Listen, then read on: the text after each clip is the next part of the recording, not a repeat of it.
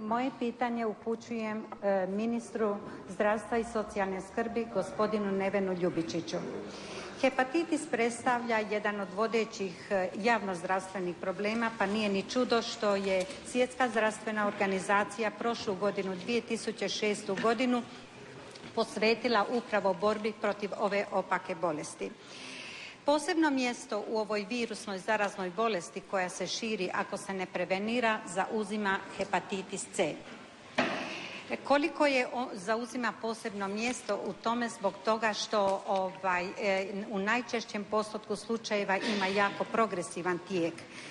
I gotovo 70% slučajeva kronične ciroze jetre je upravo uzrokovana i ima osnove u hepatitisu C, kao što 60% slučajeva hepatocelularnog karcinoma ima osnovu u hepatitisu C, pa i 30% slučajeva indikacije transplantacije jetre ima osnovu u ovoj bolesti.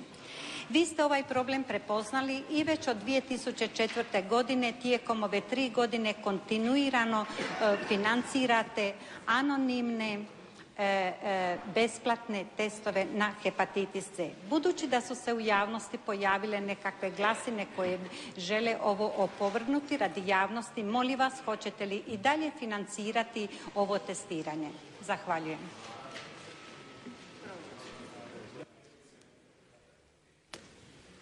Ministar Neven Ljubičić, izvolite. Hvala lijepa, gospodine predsjedniče Hrvatskog sabora. Poštovana gospođo zastupnice, pa evo vi ste jako puno rekli zapravo o podacima hepatitisa C. Međutim, ima još jedna činjenica koju moramo svi biti svjesni. 2002. godine, a evo tome već ima poprilično, Europska komisija, a poslala je to zapravo onda i Hrvatskoj, jedan naputak o velikoj pojavnosti hepatitisa C općenito u Europi i zahtjev zapravo za hitnom akcijom. Nažalost, te 2002. godine i taj dopis i ta akcija, dopis je završio negdje u ladici, akcija naravno nije provedena i na neki način mi ispaštamo sada ono što se nije provodilo 2002. godine. Međutim, bez obzira na to, točno je, prepoznali smo taj problem, dakle kad smo preuzeli odgovornost za sve, a među ostalim i za zdravstveni sustav i za javnozdravstvene probleme u Hrvatskoj, pokrenuli smo ovu akciju 2004. dakle anonimnog besplatnog testiranja i na viruse hepatitisa B i hepatitisa C. Naravno da s time nastavljamo i u ovoj godini, nastavit će se kontinuirano i dapače, još jednu stvar, nažalost danas ne raspolažemo cjepivom. Ne možemo ovu bolest spriječiti. Možemo djelovati na razini edukacije. Pa možda ću se vratiti i na ono prijašnje zapravo pitanje. Ne bavimo se zapravo nekakvim seksualizmom i sličnim stvarima, bavimo se zdravstvenim odgojem. Naučimo dakle živjeti sa svojim okruženjem, naučimo puno o bolestima. Zato i zdravstveni odgoj. Naravno, prepoznavajući ono što je bit stvari, a to je jako puno oboljelih u zadnje vrijeme, evo upravo za, ako se ne varam, prekosutra, Upravno vijeće Hrvatskog zavoda za zdravstveno osiguranje stavit će i pegilirani interferon, dakle jedini lijek za liječenje ove teške i opake bolesti, na listu posebnih skupih lijekova.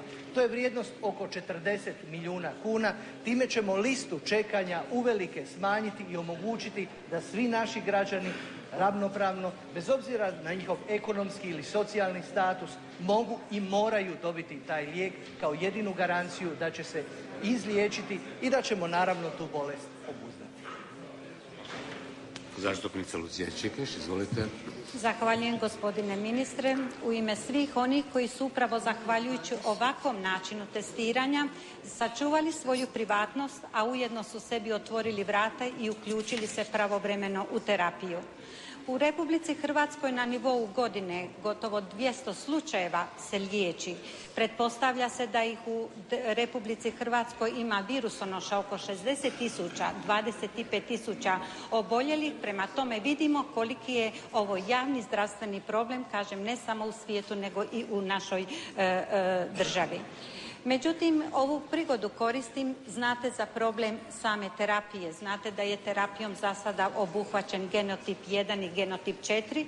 Ja se nadam da ćete pronaći mogućnost i u terapiju uključiti i ona 2 genotipa koja su bila za sada manje sretna, to genotip 2 i genotip 3. Hvala lijepo.